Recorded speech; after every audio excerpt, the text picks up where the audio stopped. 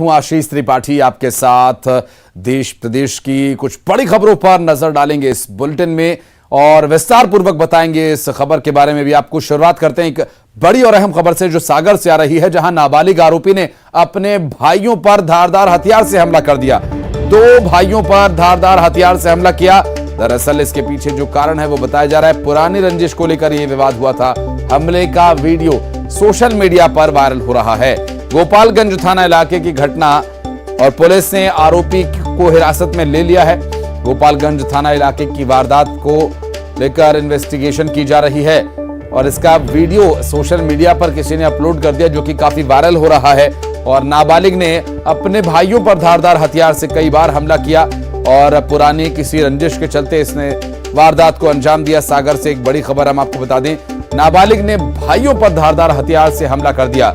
दो भाई जिन पर धारदार हथियार से हमला करता हुआ नाबालिग तस्वीरों में दिखाई दे रहा है। ये पुरानी कोई रंजिश इसके मन में थी जिसके चलते ये सब कुछ हुआ। हालांकि तात्कालिक कारण क्या रहे, एकदम से ऐसा क्या हुआ कि अचानक धारदार हथियार लेकर वो अपने भाइयों पर टूट पड़ा, इसके बारे में और विस्तार पूर्वक जानकारी आप तक पहुंचाएंगे, जिसका सोशल मीडिया पर वीडियो वायरल हो रहा है।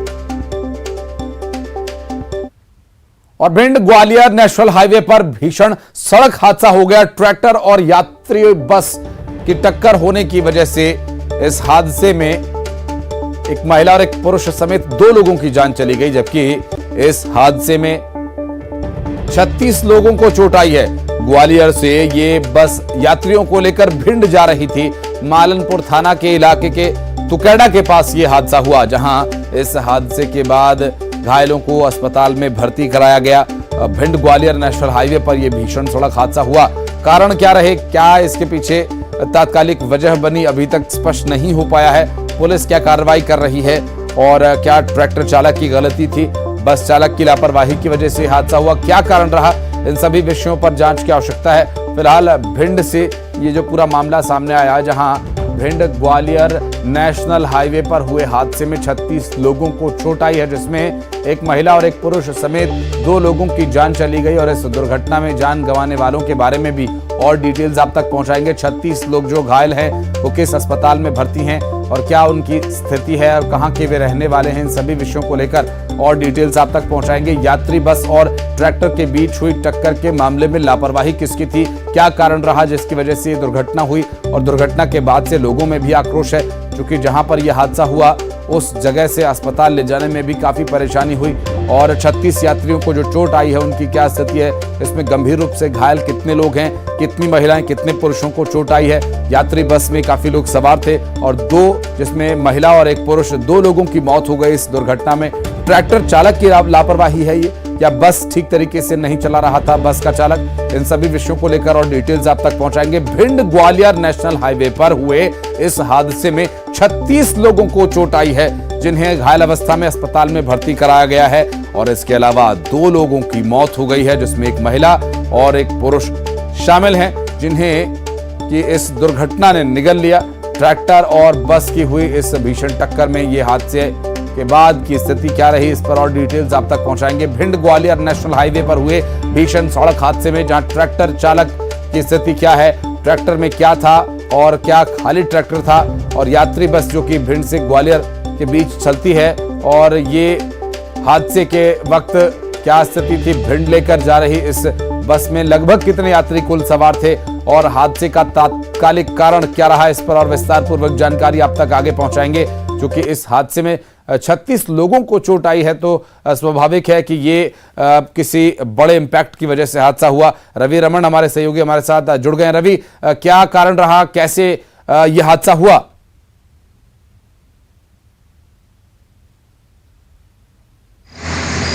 जी, मैं आपको बताऊं कि ये दरमियानी रात का मामला है, जहां पर एक यात्रियों से भरी हुई बस ग्वालियर से निकली थी सवारियों को लेकर, और ये देर रात का मामला है। तो यहाँ जो मुरैना से एक ट्रैक्टर ट्रॉली में सवार होकर श्रद्धालु आ रहे थे मुरैना से माता की पूजा करके, जो कि मऊ थाना क्षेत्र के पिपड़िया गांव के बताए जा रहे हैं। और उस ट्रैक्टर में लगभग आधा सैकड़ा लोग मौजूद थे, लेकिन बच्चों को पेशाब लग रही थी। उस दरमियान ट्रैक्टर को रोक लिया गया था और साइड से खड़ा कर लिया था, लेकिन अनियंत्रित और तेज रफ्तार का कहर यहाँ पर नेशनल हाईवे 719 ग्वालियर भिंड इटावा जो नेशनल हाईवे उस पर देखने को जरूर मिला है, जहाँ पर सवार यात्री बस जो धर्मेंद्र ट्रेवल्स की बताई जा रही है और उसने पीछे से ट्रॉली में टक्कर मार दी है, जिसमें 2 लोगों की घटना स्थल पर ही, एक महिला और एक पुरुष सहित 2 लोगों की घटना स्थल पर मौत हुई है। वहीं 36 लोग गंभीर बताए जा रहे हैं, जिनमें 16 गंभीर लोगों को ग्वालियर जयरो अस्पताल में भर्ती करने के लिए रेफर कर दिया गया है। शेष को गोद में उपचार दिया जा रहा है। जी, लेकिन रवि, अभी तक जो इन्फॉर्मेशन मिल रही थी, अब जो खबर है वो काफी बदलती नजर आ रही है। अभी तक ऐसा लग रहा था कि ट्रैक्टर से हादसा हुआ तो बस सवार यात्रियों को चोट आई है। बस में कितने लोग सवार थे?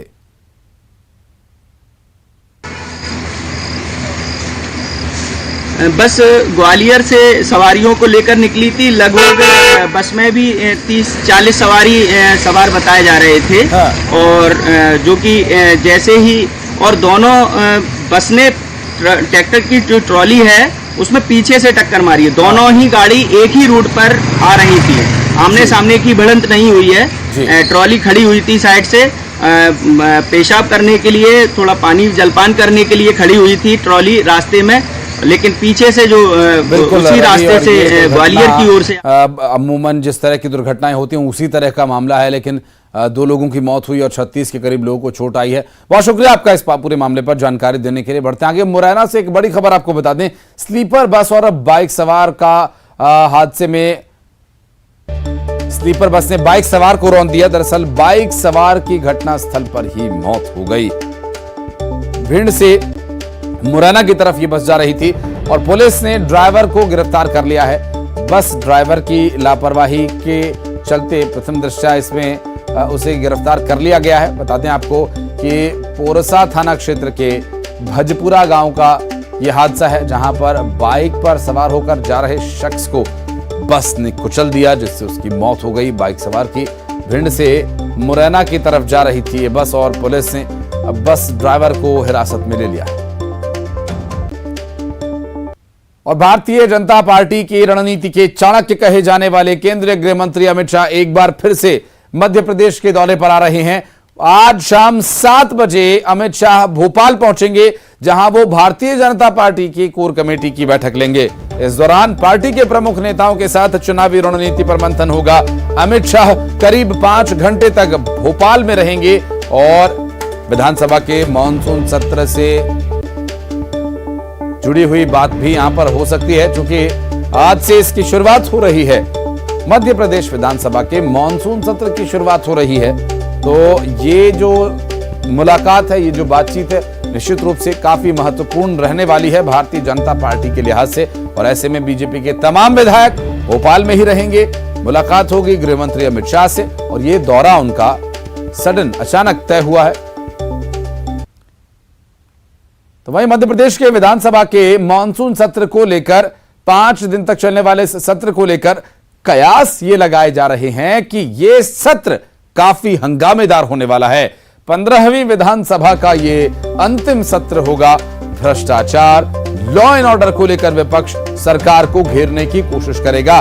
वहीं सत्ता पक्ष भी विपक्ष के हमलों पर पलटवार करने के लिए तैयार है। सरकार के द्वारा क्या कुछ कार्रवाई की जाएगी, चूंकि अनुपूरक बजट भी पेश किया जाना है वित्त मंत्री के द्वारा। इस दौरान सत्र के दौरान वित्त मंत्री प्रथम अनुपूरक बजट पेश करेंगे। तो वहीं हुक्का बार पर पूरी तरह से पाबंदी लगाने के संबंध में संशोधन विधेयक लाया जाएगा। मॉनसून सत्र के लिए विधायकों ने सरकार से पूछने के लिए 1642 प्रश्न तय किए हैं। और शुभांगी सिंह मिश्रा इस वक्त हमारे साथ जुड़ गई हैं। शुभांगी, विधानसभा का ये मॉनसून सत्र यूं भी इस सेशन का आखिरी सत्र होगा। विपक्ष तो मौका ढूंढ ही रहा था कि कहां सरकार को घेरा जाए, तो सदन काफी हंगामेदार रह सकता है।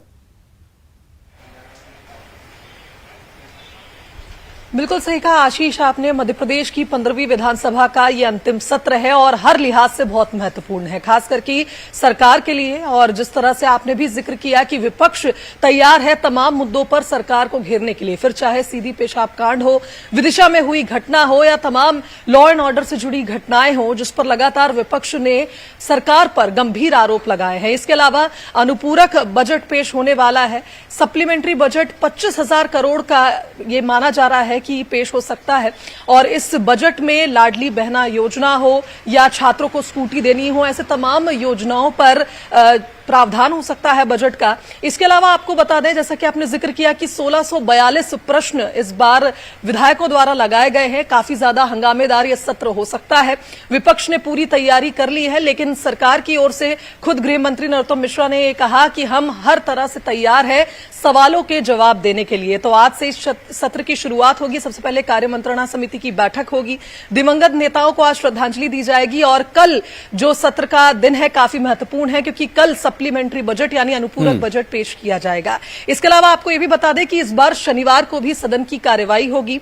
5 दिनों तक ये सत्र चलेगा, 5 बैठकें होंगी। लेकिन काफी महत्वपूर्ण ये सत्र सत्ता पक्ष के लिए, क्योंकि अब इसके बाद सत्र आयोजित नहीं होगा, विधानसभा के चुनाव होंगे और उसके बाद ही देखना होगा कि क्या इस बार शीतकालीन सत्र होता है या नहीं। जी, स्वाभाविक है। और उस दौरान चूंकि चुनाव की हापाधापी रहेगी तो संभव है कि आसार इसके कम ही हैं। शुभांगी, बहरहाल इस सत्र से जुड़ी और डिटेल्स आपसे आगे जानेंगे। बहुत बहुत शुक्रिया फिलहाल आपका इस पूरे मामले पर जानकारी देने के लिए। बढ़ते हैं आगे और रुख करेंगे अगली खबर का, जहां शाजापुर जिले के सलसलाई थाने में एक शख्स ने जहरीला पदार्थ निगल लिया। दरअसल चोरियों के मामले में संदिग्ध के तौर पर पुलिस ने संजय परमार नाम के इस शख्स को थाने में लाकर पूछताछ की थी और यहां शख्स ने बातचीत के दौरान गुस्से में आकर जेब में रखा हुआ जहरीला पदार्थ खा लिया। मौके पर मौजूद पुलिस कर्मचारियों ने तुरंत उसे अस्पताल में भर्ती कराया। फिलहाल जिला अस्पताल में उसका इलाज जारी है और हालत उसकी खतरे से बाहर बताई जा रही है।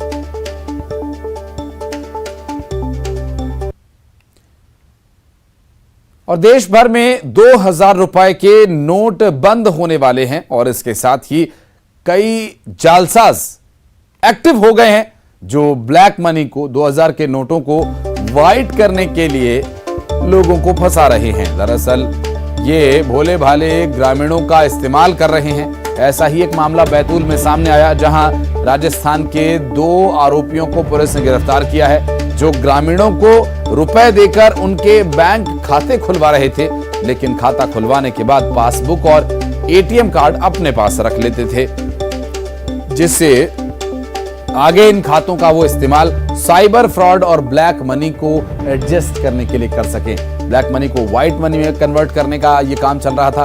पुलिस ने रियाज खान और राजा चौकीकर नाम के 2 आरोपियों को गिरफ्तार किया, जिन्होंने अब तक 5 लोगों के बैंक खाते खुलवाए और इन खातों की पासबुक और एटीएम कार्ड्स राजस्थान में बैठे इनके साथी राहुल खान के पास दे दी जाती थी, जो इन खातों का इस्तेमाल साइबर फ्रॉड और ब्लैक मनी को व्हाइट करने में कन्वर्ट करने के लिए किया जा रहा था। पुलिस ने फिलहाल सभी खातों को सीज करवा दिया है और पुलिस को संदेह है कि जल्द ही चलन से बाहर होने वाले 2000 रुपए के नोटों को खपाने के लिए और खासकर जो ब्लैक मनी के रूप में जमा करके रखा है उन्हें खपाने के लिए इसका इस्तेमाल किया जा रहा है। और राजगढ़ जिले के पचौर में किराना व्यापारी के अपहरण और उसकी हत्या के मामले में पिपलिया रसोड़ा गांव के 2 आरोपियों के मकानों पर प्रशासन ने बुलडोजर चला दिया। उधर कार्रवाई से नाराज अपराधियों के परिजनों ने विरोध करते हुए नरसिंहगढ़ भाजपा विधायक राजवर्धन सिंह और कांग्रेस के पूर्व विधायक गिरीश भंडारी के खिलाफ नारेबाजी की।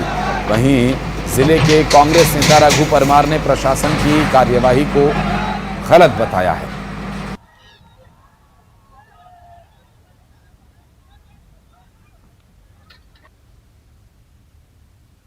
हरदा के खमलाय में 6 जून को भाजपा नेता हीरालाल पटेल के घर 50 लाख रुपए की डकैती का खुलासा पुलिस ने कर दिया है। डकैती मामले में 3 आरोपियों को गिरफ्तार कर जेल भेज दिया गया। साथ ही 34 लाख रुपए कीमत का 581 ग्राम सोना भी बरामद किया गया है। अभी 5 आरोपियों की तलाश जारी है। आपको बता दें कि डकैत 50 लाख रुपए की कीमत का 1 किलो सोना लेकर फरार हो गए थे और इस पूरे मामले में न्यूज 18 ने सबसे पहले और प्रमुखता से इस खबर को दिखाया। बीजेपी नेता के घर डकैती के मामले में मास्टरमाइंड बाबूलाल को हिरासत में ले लिया गया। बिहार के मधुबनी का शख्स भोपाल से गिरफ्तार किया गया और नाबालिग आरोपी को बाल सुधार गृह भेजा गया है। बीजेपी नेता के घर डकैती के मामले में 60 से ज्यादा मोबाइल के सिम कार्ड्स का इस्तेमाल किया गया था। डकैती के मामले में 5 राज्यों के अपराधियों के शामिल होने की जानकारी मिल रही है। बाबूलाल को जलगांव से गिरफ्तार किया गया, जो कि मास्टरमाइंड है इस पूरी वारदात का। और बड़ी खबर हरदा से, जहां जिले का सरकारी कॉलेज अतिथि विद्वान प्रोफेसर के भरोसे चल रहा है। कॉलेज में 25 पद सहायक प्रोफेसर के स्वीकृत हैं, लेकिन कॉलेज में मात्र 11 प्रोफेसर ही हैं। खाली पदों पर गेस्ट टीचर्स बच्चों को पढ़ा रहे हैं। कॉलेज में 4000 स्टूडेंट्स पढ़ते हैं और यही हाल अन्य स्टाफ का भी है। कॉलेज में sports teacher, accountant, lab assistant जैसे पद भी रिक्त पड़े हैं। कॉलेज के प्रभारी प्राचार्य ने कहा कि पदस्थापना के लिए शासन को पत्र भेजा है। और अशोकनगर के नई सराय में दिल दहला देने का एक मामला सामने आया, जहां एक प्रेमी ने अपनी प्रेमिका को रात के 1 बजे मंदिर में बुलाकर उसकी गोली मारकर हत्या कर दी। हत्या के बाद आरोपी ने लड़की के पिता को फोन कर बताया और कहा कि मैं गोली मार चुका हूं और मैंने खुद को भी गोली मार ली है। घटना के बाद क्षेत्र में सनसनी फैल गई। बताया जा रहा है कि वारदात के 1 दिन पहले भी आरोपी शख्स ने लड़की के घर के बाहर हवाई फायर कर दहशत फैलाने की कोशिश की थी और ये आरोपी जो शिवपुरी के इंदार थाना के बिनेका गांव का रहने वाला है।